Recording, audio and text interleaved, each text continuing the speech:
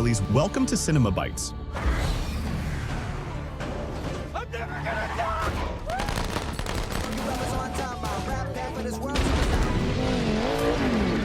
Your go-to for movie recaps in a flash.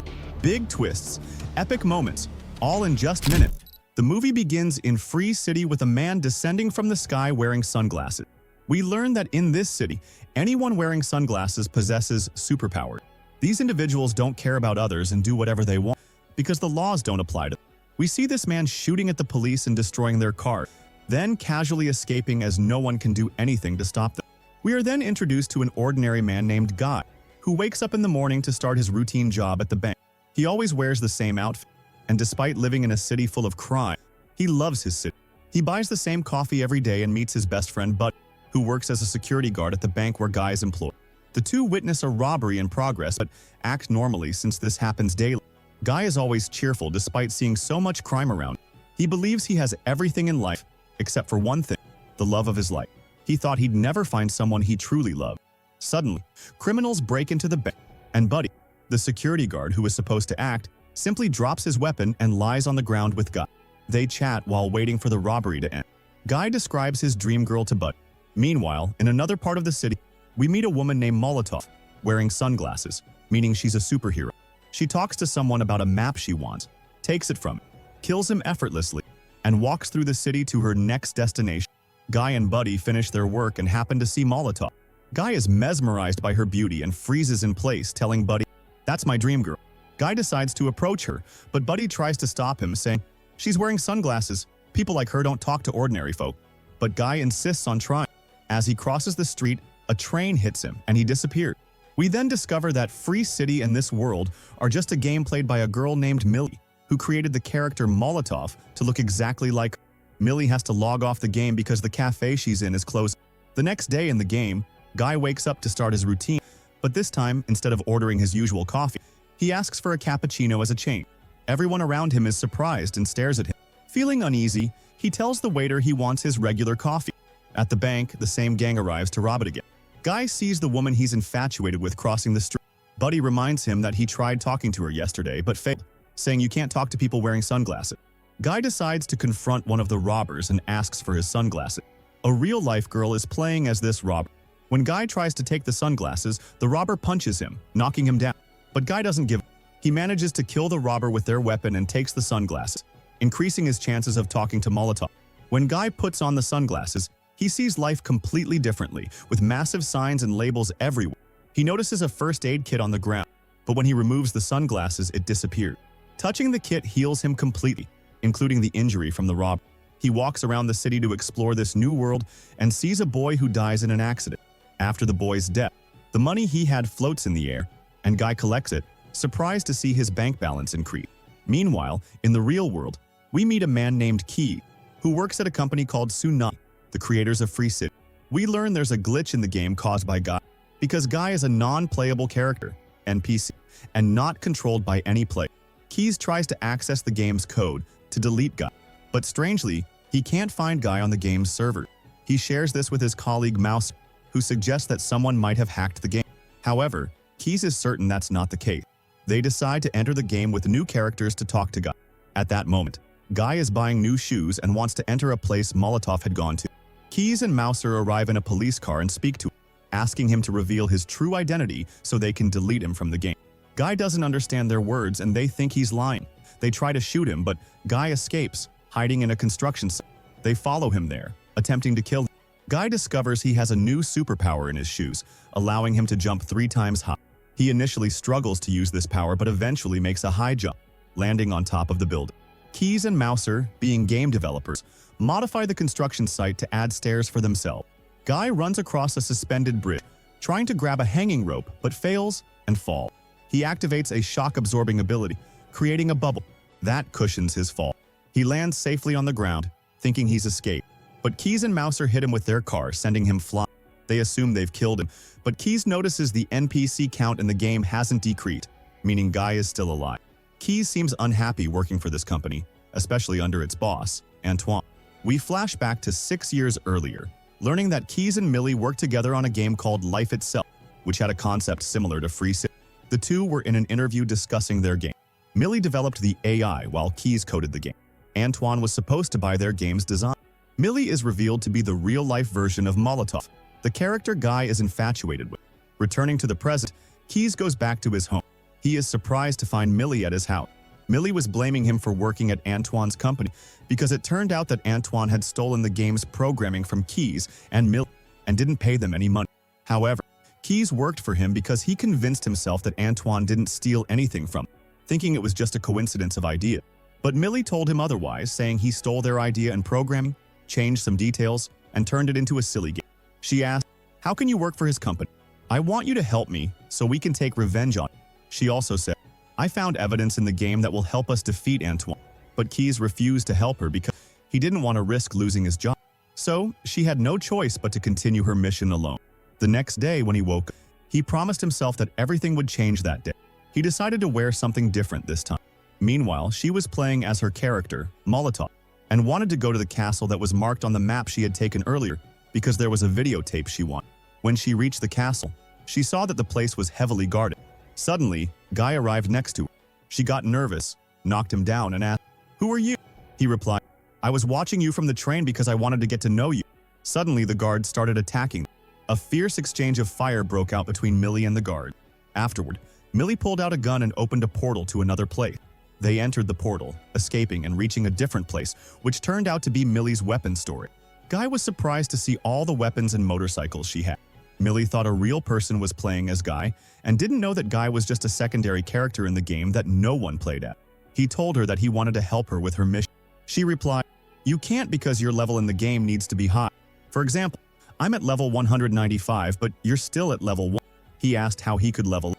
Millie told him, "You complete missions in the game, kill people, and take their money." But Guy refused, saying, "I can't hurt innocent people."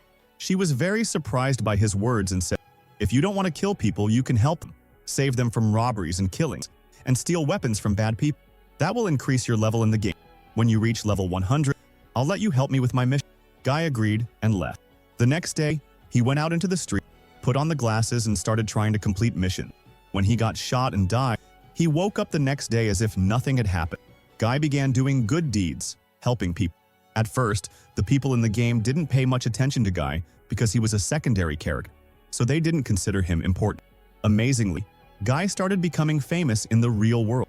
The people playing the game were surprised by him because he was doing good deeds, helping people, and outperforming older players of the game. They became curious to know who was playing as Guy. Guy's character became increasingly famous, and everyone was talking about it. Kids even started dressing like it. Guy kept leveling up, becoming skilled in combat, and eventually reached level 102. He then went to his friend Buddy, who scolded him for not coming to the bank for a long time. Guy told him about meeting the girl he liked and shared his experience with the glasses. He invited Buddy to join him so they could do missions together and live their lives to the fullest. Meanwhile, a criminal broke into the bank and pointed a gun at Guy. But Guy stopped him, took his gun, and took his glasses, offering them to Buddy. But Buddy refused, saying, "I'm comfortable living like this, drinking the same coffee every day, going to work and repeating the same day." Guy left him to his comfort. We then see Keys, who noticed that Guy's character was becoming more popular. Millie sent a message to Keys saying, "I tried entering the castle several times to get the tape, but I couldn't. I need your help." Keys thought about her word. Millie sneaked into the castle again.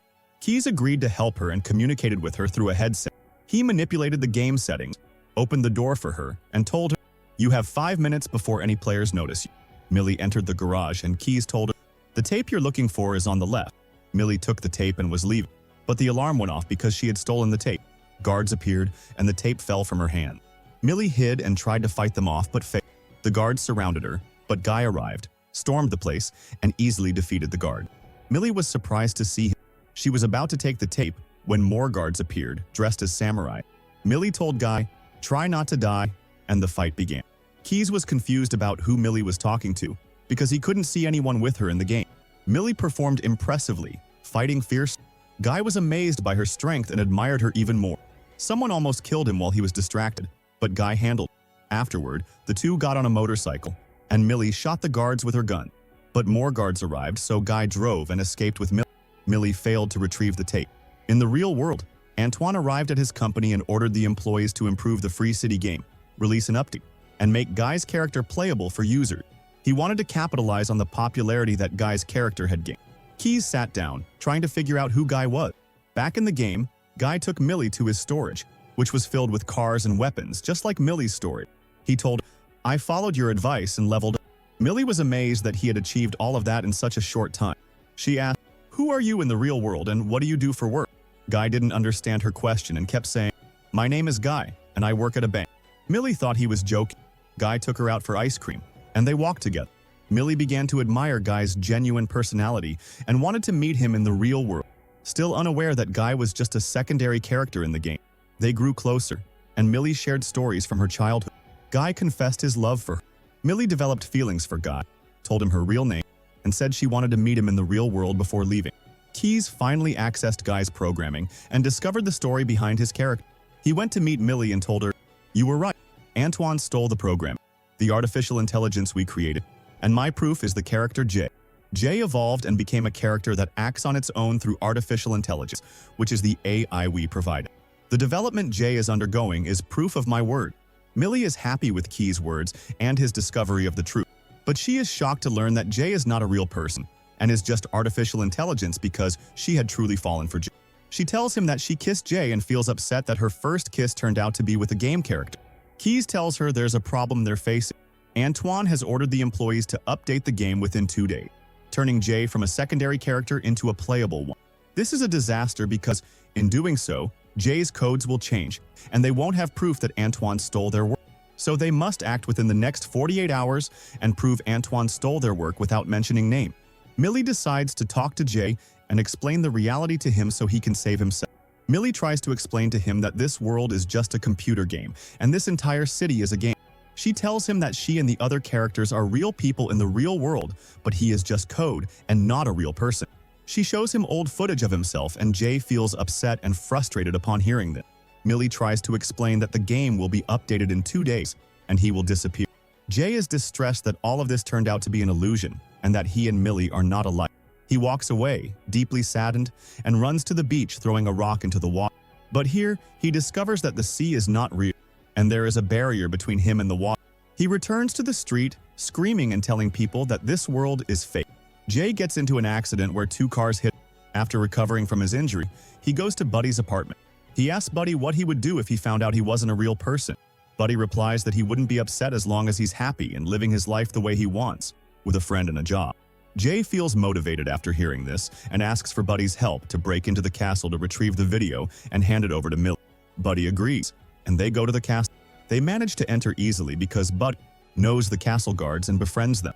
Inside, they meet a player controlling a character who turns out to be a real person and a fan of Jay. Since Jay doesn't like harming people, he asks the player for the videotape. The player says he admires and loves Jay and gives him anything he wants, handing over the tape. This player in the real world was annoyed by his mother cleaning the apartment and making noise, so he yells in the game as well. Jay and Buddy are puzzled by his behavior and leave.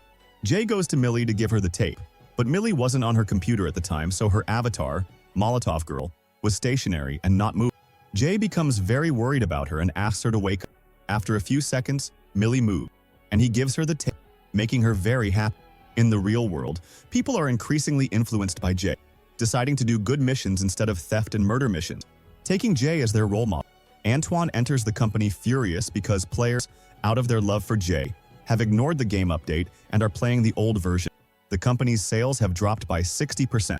He insists on restarting the game servers, turning Jay back into an unplayable character who doesn't act independently. Keys objects, saying this will destroy the first AI-driven character. Antoine says it doesn't matter as long as it's losing him money and orders the server restart. At the same time, Millie and Jay are watching the video tape, and Millie realizes the location in the video is a world she and Keys created for the game, life itself. This proves Antoine stole their programming and placed it in Free City. When Jay sees the location, he tells her he's seen it before. Millie is surprised and asks where he saw it, but before Jay can speak, the game reset. Jay watches Millie, and all the characters freeze, feeling shocked and confused. He steps outside and sees everything being erased, including the entire game world. Millie is devastated. When the game restarts, Jay wakes up, but he doesn't remember anything because the programming has reset. He resumes his routine day as usual. Millie approaches him and tries to talk to him, but he doesn't remember. She tries to remind him of the place he saw in the video, but Jay says he doesn't remember. Millie feels she's in trouble because the game data has been erased, and no one remembers the location in the video except Jay. She tries to remind him of the memories they shared, but Jay still doesn't remember and walks away. Millie feels upset and believes there's no hope, but then Keys calls Millie and tells her not to worry. He says he reviewed Jay's programming and discovered that the reset didn't erase Jay's AI code, meaning the Jay she knows still exists. He just needs to remember his past experiences for his personality to evolve and return to how it was. Keys reviews Jay's behavior with her, explaining that he coded Jay's dream girl to match Millie's specification. So when Jay saw her for the first time in Free City by chance, he felt different and started doing things he wasn't used to, just to talk to her, as if he were a real person thinking for himself. Keys assures her she can recreate the same connection with Jay as before. Millie decides to break into the bank where Jay works, takes him hostage, and puts on the sunglasses. She also kisses him, and at that moment, and on the same day, when a player enters the bank to rob it, he finds no one there. All the players in the street were surprised because there were no NPCs, non-player characters, as all the NPCs were with Guy at the cafe. The waiter started making drinks other than regular coffee, and the players were complaining about what was happening. Antoine was trying to understand the reason, and he discovered that Millie was in the game and often meeting Guy, and they were the reason behind everything. So he ordered Mouser to kill Millie and Guy in the game. But Mouser said the problem was that the army and police in the game were already with Guy and loved him. They were all celebrating the change. Antoine told him to change the game's codes and try to kill them by any means. Mouser executed the order and made cars and roads move to kill Millie and Guy. Additionally, the respawn feature was disabled, meaning that any player who dies would not come back to life. Mouser tried to kill them in every possible way. Guy was driving a car, trying to escape, and Keys intervened by creating a bridge on the road. Guy managed to escape. Antoine became furious and realized they were heading to the beach. He ordered his team to release a character named Dude, even though Dude's character was not yet complete. Meanwhile, Guy and Millie reached the beach, waiting for Keys to build them a bridge. Antoine talked to Keys, saying, "I understand what you're trying to do. You want to reach evidence that I stole your game." Keys played dumb, saying, "You didn't steal our game, so how could our game be inside your game?" Antoine admitted that he stole their game and told Keys he was fired. Keys didn't care and pressed a button to make the bridge appear. Mouser showed Antoine that the bridge was built in the game. Antoine got angrier and ordered him to shut down all the accounts in the game and kick out all the players. When Mouser did so, Millie's character started disappearing, but Guy remained because he was an NPC. Guy had to complete the mission alone. Keys, while leaving the company, made Guy appear in a live broadcast to the whole world. When Guy reached the game, everyone would know that Antoine was a thief who stole their game. Indeed, the entire world was watching Guy. But before Guy could move, Dude appeared and attacked. Dude turned out to be a version of Guy but with muscle. Guy's glasses flew away, and Buddy appeared to defend Guy, but Dude easily defeated Buddy and beat Guy up badly. Everyone in the real world was upset for Guy. Dude then activated a deadly move to kill Guy, but Guy put on the glasses that had fallen earlier, activated Captain America's shield to block Dude's attack, and used Hulk's hand to punch Dude, sending him flying. People were amazed at what Guy did. Guy took a first aid kit to heal himself, then activated a lightsaber to fight Dude. Dude couldn't block the attack. Guy grabbed him and destroyed part of the place with him. But Dude was still strong, teleporting and dominating the fight. He was about to kill Guy, but Buddy got up and threw the glasses to Guy. Instead of wearing the glasses, Guy gave them to Dude. Dude got distracted by what he saw through the glasses, leaving Guy alone. Guy climbed the bridge. Antoine resorted to his last option, destroying the game's server.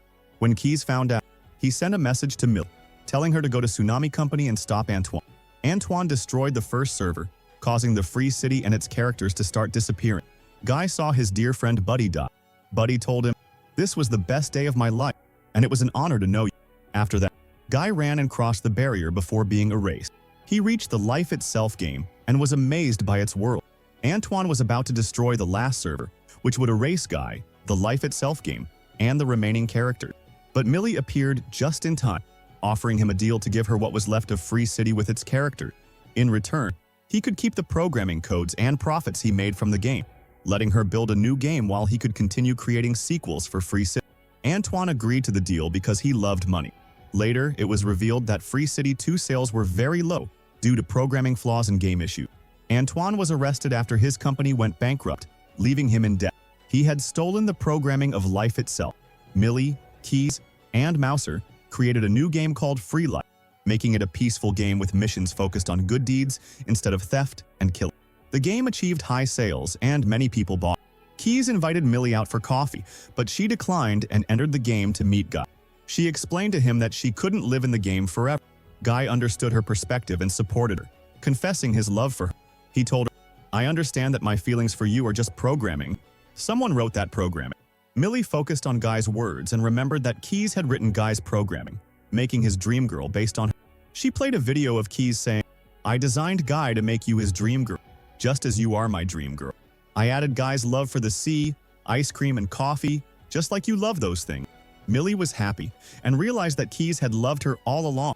She decided to go to the cafe where he was and confessed her love to him. Keys was overjoyed, and they kissed in the middle of the street. And that was the end of the movie.